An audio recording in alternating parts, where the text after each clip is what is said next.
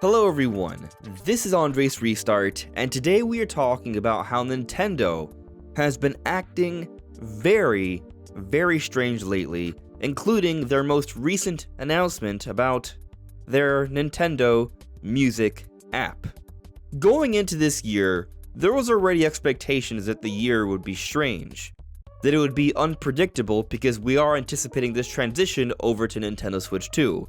It is taking longer to transition over to this console, but Nintendo has already announced their intent to do so. They have already told us they'll be giving us information about this console before the end of the fiscal year. When exactly within this fiscal year, we keep guessing, we keep getting wrong, we're not sure. But instead, what Nintendo has done throughout this year has been absolutely strange and absolutely unpredictable to an extent. Some things we've predicted, like the partner showcases and all. Well, I even predicted that there being a museum direct, but when it happened and how it happened, not so much. So going back to the beginning of this year, a lot of us thought we would get like a big February Nintendo Direct. Instead, what we got was a partner showcase. The first partner showcase ever. You might be saying, that's wrong, we've gotten plenty of partner showcases. We have, but all those prior partner showcases were partner showcase minis, without the mini part to the branding. So a full partner showcase. And even in the early part of this year, Nintendo was doing a great job of holding back on the release dates for both Paper Mario The Thousand Year Door and Luigi's Mansion 2 HD until they announced them on Mario Day, a Sunday. Normally we don't get official Nintendo news like actual release dates on a Sunday, but that's what happened. But we eventually did get to the June Nintendo Direct, and this Nintendo Direct was one of the better Nintendo Directs we've gotten throughout the Switch era. And it's kind of one of the few events this year where Nintendo actually did meet expectations, although perhaps they exceeded expectations because many people have come to expect not the most exciting Nintendo Directs as of late, which I think is unfortunate, but that June Direct was spectacular. But by this point in the year, what also became strange was a lack of Pokemon Legends ZA news, and especially by this point in the year, towards the end of the year, we have gotten no footage on this game that was announced at the beginning of the year in a Pokemon Presents. Typically, in a Pokemon Presents, when they show off a game, that game comes out within the same year, and we at least get footage on it, and we haven't gotten anything of the sort all this time, and we are in the last day of October. But while we didn't get any news on Pokemon Legends ZA, what we did get a surprise announcement for in July, so not far removed from the June Direct, was the first teaser for Emio the Smiling Man Famicom Detective Club. And when we first saw this teaser trailer, we had no idea what it was for. It was creepy, it was rated M. This was not like the typical Nintendo. And it proved to be a really good way to get a lot of people interested in something that they normally would not have been interested in. And so Emio the Smiling Man was eventually fully revealed and it came out this August. But what also happened in August was extremely weird. We had a Nintendo Museum Direct.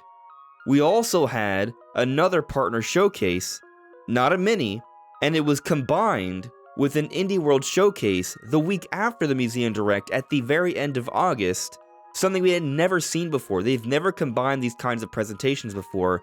Yet that happened, and September, the month where we always get some kind of Nintendo Direct, the last 8 years, there was not a single Direct.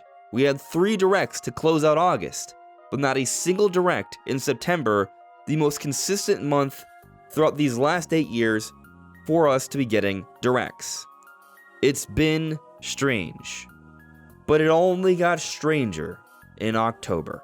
To start the month off, when everyone was having these high expectations of some sort of epic hardware reveal, what we got instead was the announcement for an alarm clock, Nintendo Sound Clock Alarmo. A clock with Nintendo-themed alarms that can be a bit more tranquil and passive or aggressive depending on how you so choose, that also somewhat watches you as you sleep.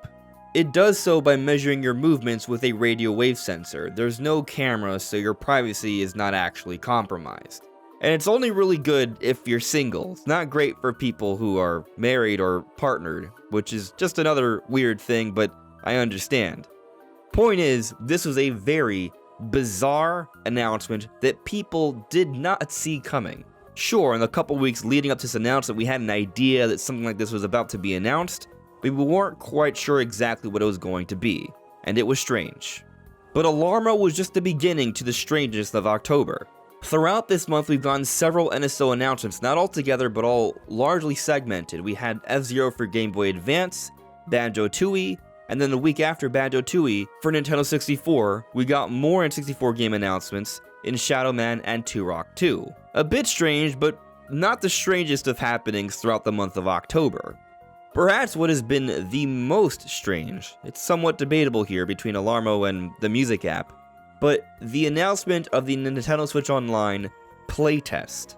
This has been going on, people are playing this open world massive multiplayer online Nintendo game that we're not allowed to talk about. They invited 10,000 people to playtest a game, something they've never really done before, and we're not allowed to talk about it.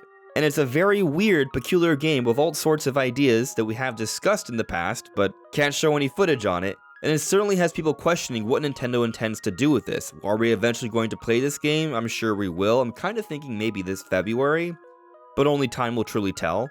But yes, it's something Nintendo has never done before. And what they've also never done before is release a Nintendo musical application, which they just launched yesterday. And yeah, you can take this application and you can walk around, play music, shuffle, look throughout all these different Nintendo tracks and games and extend the duration of them. And I've tried out the app. I think it's pretty cool.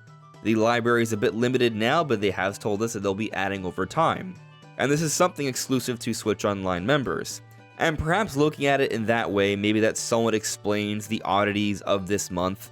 All the different Switch Online related announcements, the F-Zeros, the Banjo-Tooie, Shadow Man and Turok 2, the NSO playtest, plus this musical app, all these things are for Switch Online members, and perhaps since they don't have a normal direct to sort of highlight cool things for Switch Online members, they're doing all these other little things to keep Switch Online members subscribed.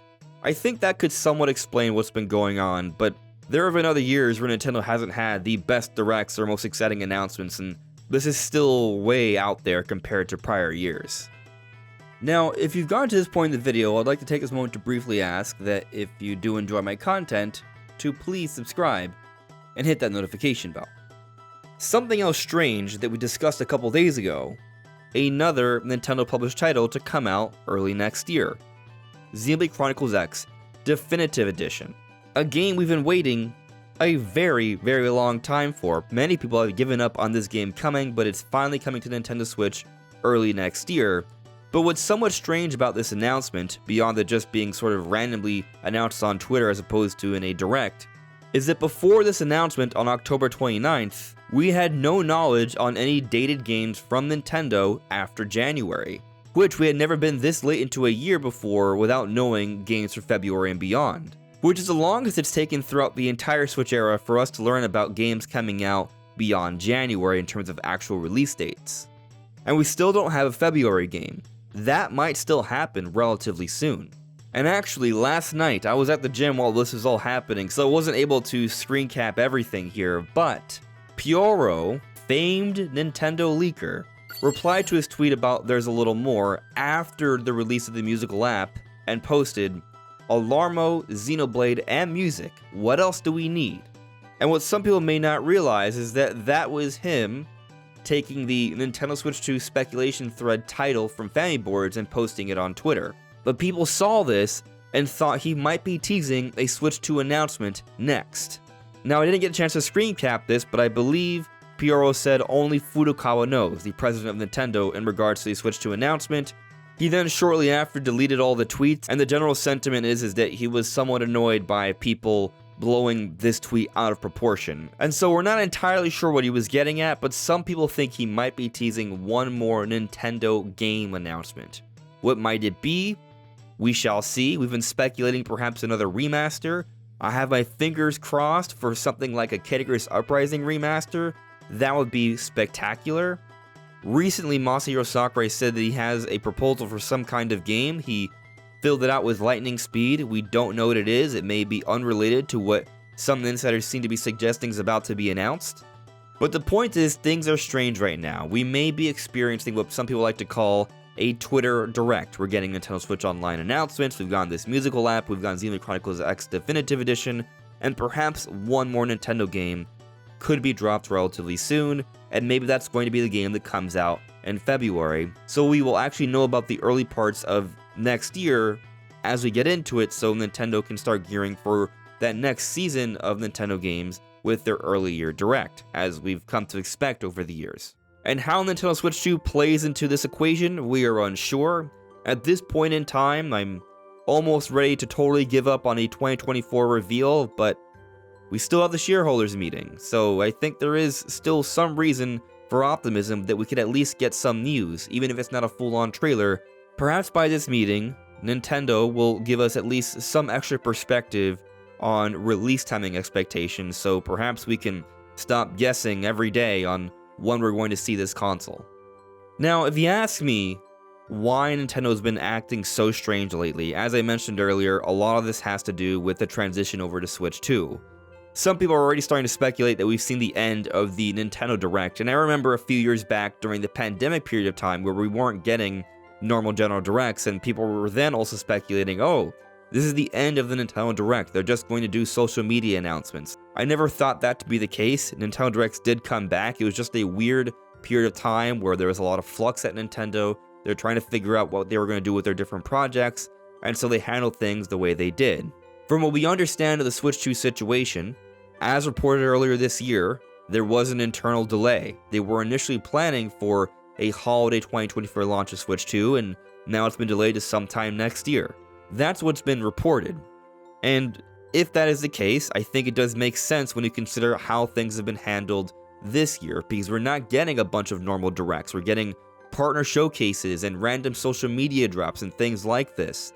I don't think Nintendo's original plan was for things to happen in this way. I think they would have preferred to have more normal directs, but they've made adjustments because of the changes that they've had to make. And I actually think there's some reason to believe that perhaps moving forward, the majority of Switch 1 game announcements are just going to happen through Twitter and all, and the big Nintendo Directs are going to be saved for Switch 2 announcements. It's been interesting going throughout this year, ever since Nintendo announced their intent to give us news on the successor to Nintendo Switch back in May. Every time there's been some sort of event from Nintendo, they've had to say that there will be no updates on the Nintendo Switch successor during this particular presentation. And it might be a presentation about a Nintendo Direct museum where they still feel that they need to clarify on something like that.